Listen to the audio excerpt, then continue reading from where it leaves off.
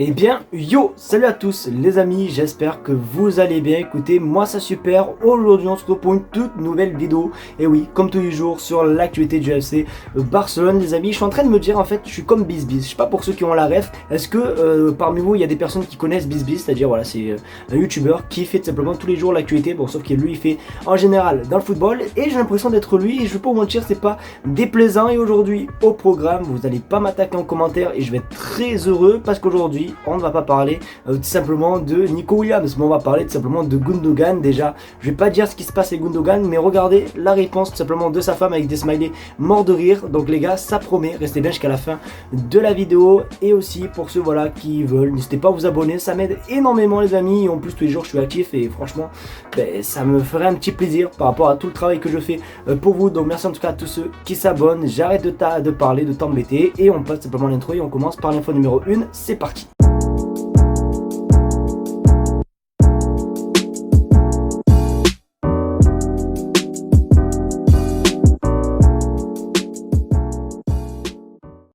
Comment ne pas commencer par rapport au final de hier, parce que pour ceux qui ne le savent pas, hier on a eu la chance d'avoir une belle petite soirée de football, puisqu'à 21 h nous avons eu la finale entre l'Espagne et l'Angleterre, bon remportée par l'Espagne, je vais en parler un petit peu plus tard, mais aussi à 2 h du matin la victoire, tout simplement la finale entre l'Argentine et la Colombie pour la Copa América. Et franchement quelle belle soirée, parce que les gars, eh bien, la finalissima, ça sera Espagne contre Argentine, car oui, les Espagnols se sont imposés face aux Anglais grâce à un but de Mikel Oyarzabal à la 85e minute, je crois. Mais franchement, pour moi, je trouve que l'Euro, c'est clairement mérité. C'était pour moi l'Espagne qui devait gagner au vu tout simplement du jeu, des buts, etc. Pour moi, il n'y a qu'une seule, je trouve, vraiment l'équipe qui a joué dans cet Euro, et pour moi c'était l'Espagne, et je trouve que c'est bien mérité. Alors pour la Copa América, c'est une victoire encore pour l'Argentine et Messi. Il me semble qu'il avait gagné en 2021 tout simplement la Copa América, et là du coup il la regagne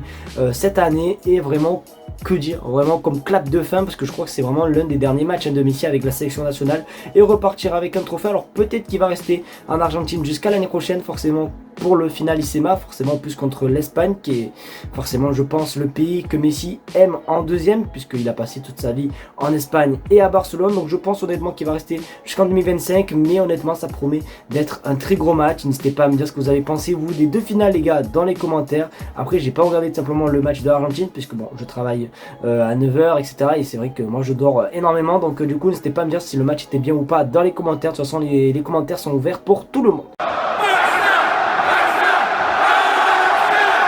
Le malheur des uns fait le bonheur des autres. Je crois que cette expression ne sera jamais aussi bien utilisée que pour maintenant, parce que petite contextualisation, oui c'est bon j'ai réussi à le dire, pendant cette Copa América, malheureusement Ronald Araujo s'est blessé avec l'Uruguay, et c'est vraiment pas une petite blessure de caca, vraiment les gars c'est une blessure de fou, et on connaît tout simplement sa date d'indisponibilité. Alors j'ai un petit peu pu voir etc, j'ai vu dans les commentaires ça parlait, du moins sur Twitter j'ai vu que ça parlait énormément tout simplement de la fédération uruguayenne, puisqu'ils ont fait je crois le communiqué seulement qu'aujourd'hui, alors que on le savait depuis le début tout simplement que c'était une blessure grave. D'ailleurs il va se faire opérer il me semble en Irlande ou je sais plus où, tout simplement dans la semaine. Mais du coup regardez le temps d'indisponibilité, Ronald Araujo va se faire opérer, retour en décembre les amis. Et oui clairement on va jouer la première partie de saison sans tout simplement Ronald Araujo. Alors pourquoi je disais le malheur des uns fait le bonheur des autres, c'est tout simplement pour cette personne. Et oui, Michael Faye les amis, qui d'ailleurs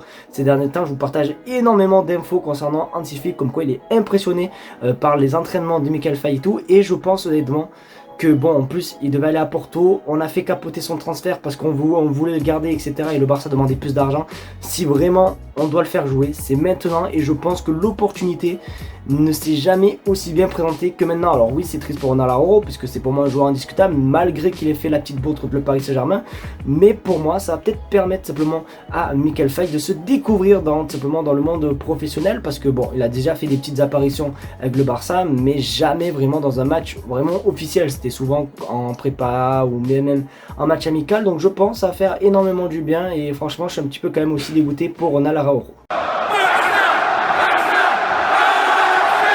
Si vous êtes un petit peu, si vous suivez un minimum quand même l'actualité du FC Barcelone, vous savez tout simplement que il y avait toujours eu des rumeurs entre Rafinha et Ferran Torres, puisque bon, on va pas se mentir que le joueur qu'on vise le plus en ce moment, c'est Nico Williams. Oh, j'ai parlé de Nico Williams, je crois que j'avais pas le droit, mais bon bref, bon. Sans rigolade, oui, pour recruter tout simplement des bons joueurs, il faut vendre quand même aussi des bons joueurs, et c'est vrai que c'était les deux joueurs qu'on mettait sur la table, Ferran Torres et Rafinha, sauf que Rafinha a clairement mis fin au débat, parce que aujourd'hui, je crois que ça fait déjà 2 ans qu'il a signé au FC Barcelone, et du coup, regardez ce qu'il a mis, Rafinha, et c'est parti pour une 3e année, les amis, et du coup, pour ceux qui ne savent pas et que vous disiez mais où il a mis, c'est tout simplement voilà en story Instagram comme vous pouvez le voir sur votre écran. Donc voilà, il annonce simplement en public que voilà, il est prêt pour sa 3e saison au FC Barcelone. Et pour moi, sans mentir, c'est quand même une très bonne nouvelle, parce que Rafinha a fait une très bonne saison, je trouve. Pour moi, je trouve qu'il a quand même fait une belle saison, notamment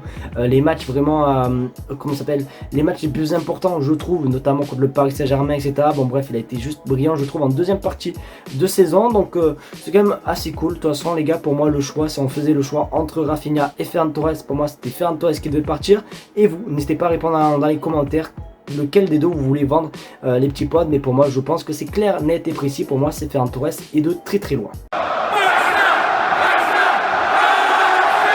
J'ai vu que cet après-midi, ça, comment on peut dire, ça s'envenimait par rapport à des rumeurs de transfert concernant Gundogan. C'est d'ailleurs ce que je vous ai dit en intro, avec tout simplement le commentaire de sa femme. Et je sais pas pourquoi, il y a eu des rumeurs concernant Gundogan, etc. Comme quoi peut-être Flick ne voudrait pas de lui, et pour libérer un petit peu de fair play financier, il faudrait vendre un joueur comme Gundogan. Mais du coup, regarde ton écran, le club est ouvert à une vente d'Ilkay Gundogan, et c'est vrai qu'il y a eu pas mal tout simplement de rumeurs concernant un départ de Gundogan. Sauf que je vous rassure, sa femme a publié ça, regardez le commentaire avec des emojis morts de rire, pour dire voilà comme quoi il se moque des rumeurs qu'on peut voir aujourd'hui. Donc pas de stress pour Gundogan, les amis. Je sais pas pourquoi l'eau-parleur vient juste de parler, mais bon, du coup pas de panique. Pour moi, Gundogan restera au FC Barcelone, et c'est un joueur quand même assez essentiel, on va pas se mentir, qu'au milieu de terrain. La saison dernière, c'est vrai, alors le début de saison c'était un petit peu compliqué, forcément il venait de passer de Manchester City à Barcelone, ça faisait depuis 2017 qu'il était à Manchester City,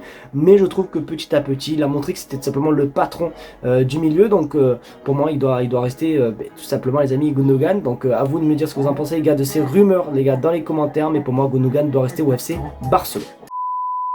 Les amis, c'est déjà la fin de cette vidéo, j'espère qu'en tout cas elle vous aura plu. Si c'est le cas, n'hésitez pas à me le faire savoir, les amis. Ne vous inquiétez pas, les petits potes, parce que peut-être qu'il y en a qui s'inquiètent un petit peu, puisque forcément les vidéos se ressemblent de jour en jour. Après bon, pour l'excuse, c'est aussi le mercato, mais les amis, ne vous inquiétez pas, puisque pour moi cette saison 2024-2025, il y aura un petit changement concernant la chaîne YouTube, c'est-à-dire qu'il y aura des vidéos d'avant-match et peut-être même des débriefs, les amis. Donc n'hésitez pas à me noter cette idée aussi dans les commentaires pour voir si vous êtes vraiment plutôt chaud à l'idée ou pas. Mais je pense que ça va faire un petit peu du bien pour vous, et surtout un petit peu pour moi, parce que c'est vrai que pour moi c'est une routine, c'est à dire que tous les jours quand je sors du travail, pour moi c'est essentiel, je dois faire ma vidéo actualité. Mais du coup là ça va changer un petit peu, faire un petit peu plus de montage et préparer mes vidéos. Donc je pense que ça va être vraiment assez cool. Donc n'hésitez pas à me dire ce que tu en penses dans les commentaires, mais je pense que ça peut être plutôt pas mal.